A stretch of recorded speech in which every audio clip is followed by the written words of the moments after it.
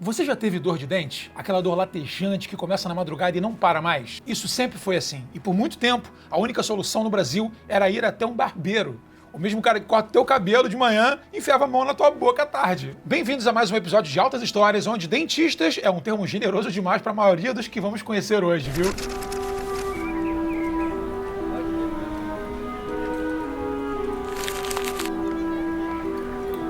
A história começa em 1554, com um alemão chamado Hans Staden, náufrago, aventureiro e prisioneiro dos Tupinambás no litoral de São Paulo. No meio do cativeiro, ele ficou com dor de dente. Coitado, mas o indígena apareceu com um instrumento de madeira para arrancar um dente inflamado. Hans olhou pro graveto e recusou, claro. Preferiu continuar sofrendo a deixar um Tupinambá improvisar odontologia na sua boquinha. Durante séculos, no Brasil colonial, quem cuidava da sua boca não era médico, não era especialista, não tinha formação nenhuma na área. Era o barbeiro. E olha, a lógica da época era impecável. Cortar cabelo, cortar barba, cortar gengiva, tudo que pode ser cortado no ser humano, o barbeiro corta. Mas os barbeiros não estavam sozinhos nesse mercado não, tá? Segundo os registros da época, quem mexia com dentes no Brasil colonial podia ser um barbeiro, um sangrador, um curandeiro, ou simplesmente, e isso está documentado com todas as letras, qualquer sujeito habilidoso com alicates, facas e alguma coragem. Não é maravilhoso? Esses praticantes ficaram conhecidos popularmente como os tiradentes, um apelido que dizia exatamente o que era a descrição do cargo. Você chegava com dente e saía sem. O tratamento era direto ao ponto. Arrancar o dente doente, aliviar a dor imediatamente e torcer para não ter infecção depois. Nada de restauração, canal. Anestesia, aliás, só chegaria ao Brasil em 1847, muitos e muitos anos depois. O instrumento mais famoso era um tal de pelicano, batizado pelo bico da ave. Funcionava com rotação. O problema?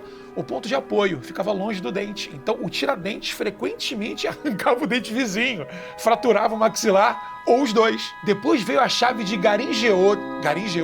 É isso aí mesmo. Considerada a mais segura, pelo nome já se percebe, né? É a mesma coisa que você dizer, caramba, um pirata! Mas calma, ele é carinhoso. Havia ainda alavancas, fórceps de ferro forjado e, documentado, isso aconteceu à ponta de uma espada, usada em praça pública para arrancar um dente. Em 1735, o cirurgião Luiz Gomes Ferreira fez algo inédito. Ele escreveu um livro, O Erário Mineral, que descreve a prática médica em Minas Gerais. Dores de dentes, infecções, extrações, tudo rotina. Ferreira não se chamava dentista, o termo não existia, mas fazia o serviço de dentista, cobrava pelo serviço de dentista e escreveu um manual sobre o serviço de dentista. Em 1631, a coroa portuguesa exigiu licenças, 2 anos de prática comprovada de exame oficial e multa para quem desobedecesse, exceto que as câmaras municipais entregavam as licenças sem exame nenhum, mais interessadas em arrecadar os impostos do que ficar verificando se o cara sabia o que estava fazendo, né? A palavra dentista só apareceu no documento oficial em 1800, 246 anos depois de Hans Staden, com um graveto cravado na gengiva.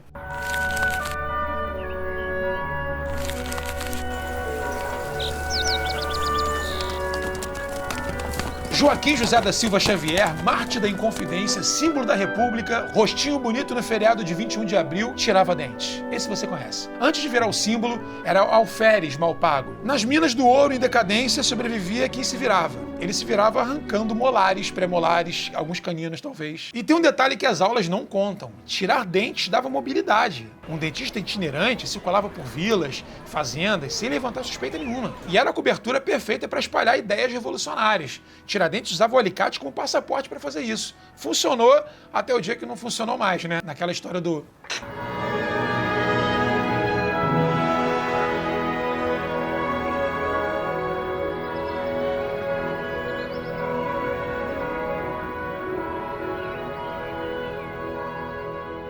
Mas no mesmo período em que Tiradentes circulava com alicate, havia no Brasil colonial pelo menos um homem com formação de verdade. José Correia Picanso, nascido em Pernambuco em 1745. Cirurgião-mor com formação em Portugal. Nos registros de sua prática constam procedimentos bucais, tratamento de infecções, extrações, tudo dentro do escopo da cirurgia geral da época. Inclusive, eu tenho orgulho de falar que o meu dentista é o pentaneto do cara que começou essa tradição séculos atrás. José Correia Picanso, meu pentavô. A primeira profissão dele foi cirurgião barbeiro, é a cirurgião do pai dele, e ele foi muito jovem para Portugal para concluir o estudo em medicina. Então ele foi a Portugal, concluiu a faculdade de medicina na França, em Montpellier, e voltou para Portugal para ser médico da família real. A família real fugiu da guerra de Napoleão para o Brasil, ele veio junto para o Brasil em 1807. Quando chegou aqui em 1808, em fevereiro, ele fundou a primeira faculdade de medicina de Salvador e em novembro, a primeira faculdade de medicina e cirurgia no Rio de Janeiro. E como ele, nessa época, instituiu o primeiro estudo em cadáver no Brasil, ele foi completamente perseguido porque era contra tudo que se acreditava lá.